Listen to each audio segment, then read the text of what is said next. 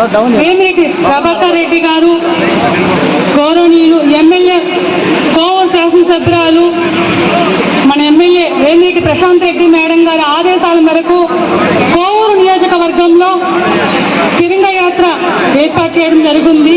ఈ యాత్రకి విచ్చేసినటువంటి టీడీపీ, జనసేన, బీజేపీ నాయకులు, కార్యకర్తలు, అభిమానులు అందరికీ నా హృదయపూర్వక నమస్కారాలు.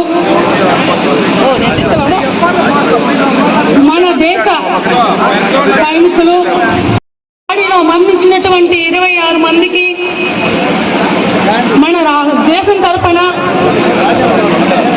వాళ్ళకి దేవుడు వాళ్ళ ఆత్మకు శాంతి కూర్చాలని ఈ దేశం తరఫున కోరుకుంటున్నాను. మన దేశం వైపు ఎవరైనా కన్నెత్తి చూడాలన్నా వణుకు పుట్టే విధంగా మన దేశ సైనికులు వాళ్ళని గంటల్లో 100 మందికి పైగా ఉగ్రవాదుల్ని హతం చేయడం జరిగింది. మన దేశ సైనికులందరికీ ఈ దేశం తరఫున ప్రత్యేక ధన్యవాదాలు తెలుపుకుంటున్నాను. మోడీ గారు స్పష్టంగా తెలియజేశారు, దెబ్బతోటే తోక ముడుచుకొని వెనక్కి వెళ్ళిపోవడం జరిగింది. జాలి తలిచి యుద్ధాన్ని ప్రస్తుతానికి విరమింపజేశారు. ఏ రోజైనా తోక జాడిస్తే తోలు తీస్తామని చెప్పేటువంటి సందేశం పంపించినటువంటి ఆర్మీ జవాన్లందరికీ కూడా పేరు పేరున ధన్యవాదాలు తెలియజేసుకుంటున్నాం.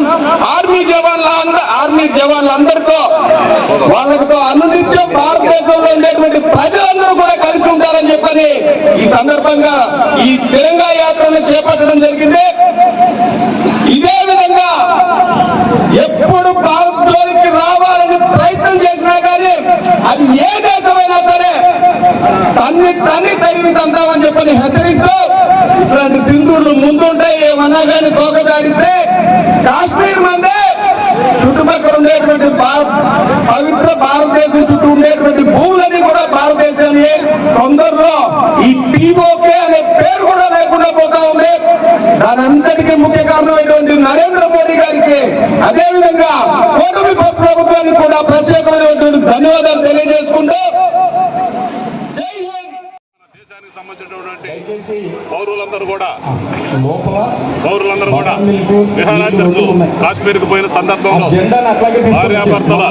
భార్యాభర్తలు ఇద్దరు ఉన్నప్పుడు ఏంటంటే ఏదైతే మీరు ముస్లిమా హిందువా అని అడిగి మరీ కాల్చినటువంటి పాకిస్తాన్ తీవ్రవాదులు ఏదైతే దుశ్చర్య చేశారో దానికి మన ఆర్మీ తర్వాత దిగ్గజ సమాధానం చెప్పడం జరిగింది. పాకిస్తాన్లోని ప్రాంతంలోకి మన ఆర్మీ చొచ్చుకొని పోయి అక్కడ ఉన్నటువంటి తీవ్రవాదుల స్థావరాల మీద దాడి చేసి వందలాది మంది తీవ్రవాదులని హతమార్చి, అదేవిధంగా ఏదైతే అణుబాంబులు మా దిగడున్నాయని చెప్పి పాకిస్తాన్ బెదిరిస్తున్నటువంటి అణుబాంబులు కూడా నిర్వీర్యం చేసి మన భారత సైన్యం కొన్ని గంటల్లోనే తిరిగి మళ్ళీ మన భారతదేశంలోకి అడుగు పెట్టడం జరిగింది. దాని సందర్భంగా మన భారత జవానులందరూ కూడా, త్రివిధ దళాల జవానులందరూ కూడా మనం ధన్యవాదాలు తెలియజేస్తున్నాం. ఈ రోజు మనందరం కూడా